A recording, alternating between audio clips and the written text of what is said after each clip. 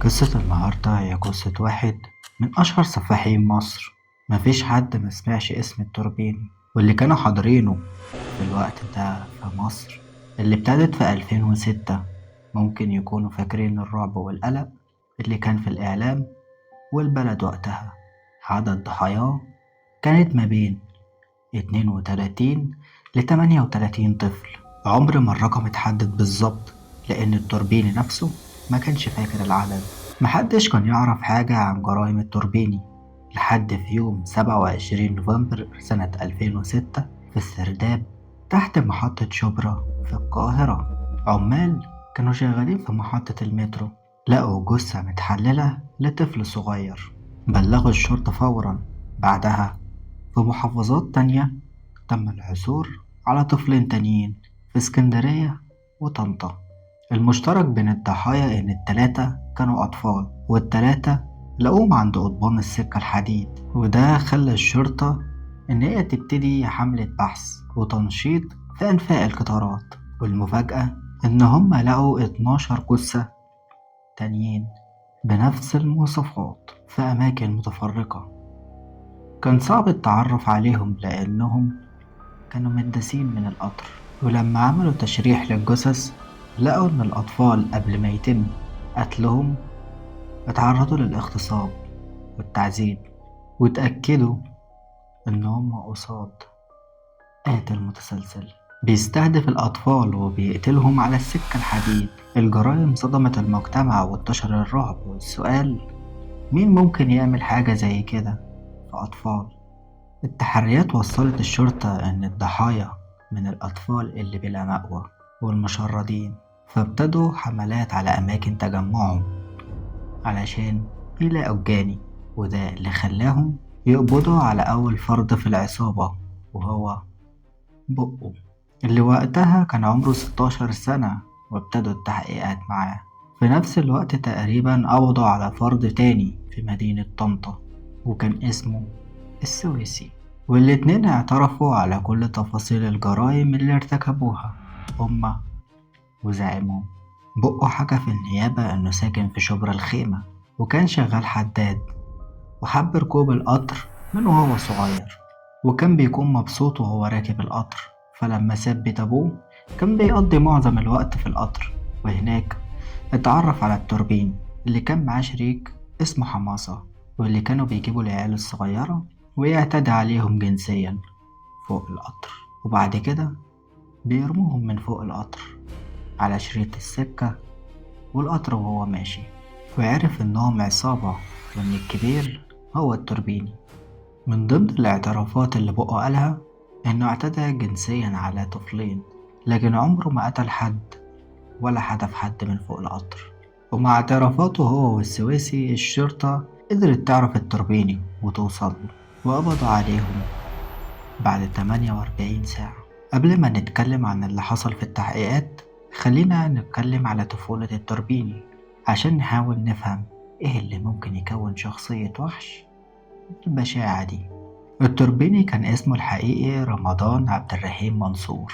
اتولد سنة 1980 ونشأ في محافظة الغربية لأسرة فقيرة.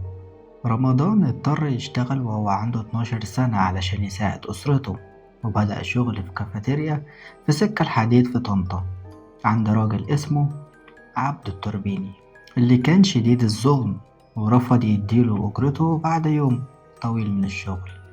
لكن رمضان فضل يطالب بحقه لحد ما الراجل قاله هديلك فلوسك تعالى معايا.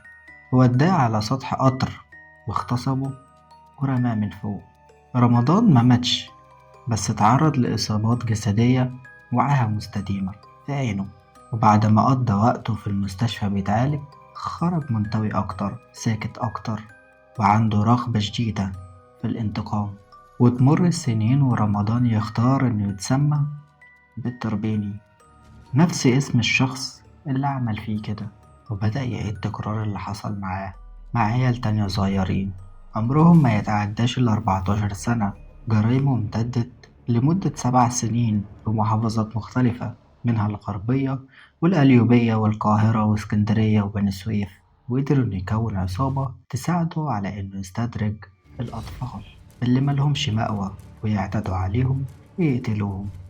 التوربيني كان عنده 27 سنة لما الشرطة قبضت عليه، ولما واجهوه بجرايمه اعترف بكل برود.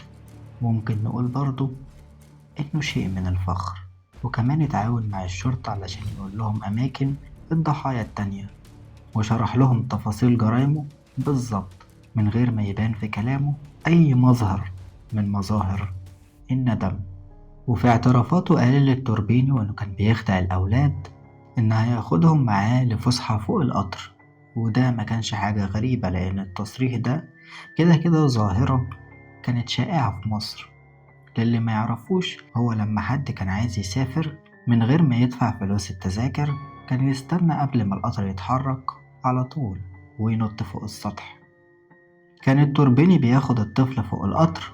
لما القطر يبدأ يتحرك بيبدأ التوربيني في تهديده واغتصابه وتعذيبه قبل ما يرميه من فوق القطر. وفي خلال التحقيقات حكى التوربيني قصة 32 طفل، ولقوا جثث منهم في سراديب السكة الحديد، وجثث تانية كانت اتدفنت باعتبارهم جثث مدفونة. والنيابة شرحت جثثهم من جديد. من ضمن اعترافات وأسرار التوربيني إنه اتجوز بنت صغيرة عرفي كانت بتبيع جرايد في القطر، أجبرها على الشغل في الدعارة وإنها تجيب بنات تانية تشتغل معاها، واعترف إنه قتل 3 بنات بعد اغتصابهم. سامي عبد الراضي اللي كان وقتها بيشتغل في جريدة المصري يوم، بمجرد القبض على التوربيني راح لبيت أسرة التوربيني علشان يقابل والدته اللي رفضت الاتهامات اللي موجهة لابنها، ووصفته بالشخص الانطوائي اللي مستحيل يعمل كل الجرائم دي.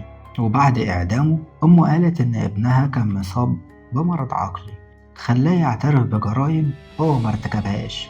وأخوه أكد على الكلام ده وقال إن رمضان هادي وعمره ما أذى حد، بالعكس كان شخصية محبوبة في المنطقة علشان هدوءه الشديد وإعاقته الذهنية.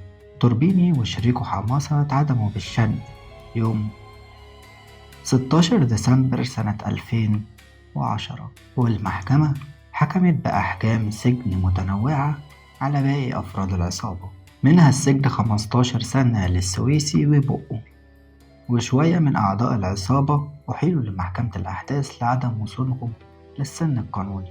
محامي الدفاع قال إن الاعترافات اللي قدمها التوربيني جت تحت التعذيب والإكراه من الداخلية، وأكد على إن التوربيني وحماسة وغيرهم كانوا ضحايا الدولة اللي تخلت عن دورها في حماية الأطفال المشردين بلا مأوى. بعد فترة قليلة من اعتقاله ابتدت الصحف تنقل إن في مطاعم بقت تسمي سندوتشاتها بالتوربيني، وتجار المواشي بقى يقولوا التوربيني على اللحمة الضاني الغالية، وكمان بقى في سواقين بتسمي تكاتكها بنفس الاسم. السبب اللي خلى بعض المصريين يلتمسوا له بعض الأعذار ويشوفوه مش مجرم لكن شخص يستاهل اسمه إنه يتمجد، هي ظاهرة مش مفهومة في مصر. ودي كانت قصة التوربيني اللي تحول من طفل ضعيف وضحية مهدور حقها لواحد من أبشع سفاحين مصر في الألفية الجديدة.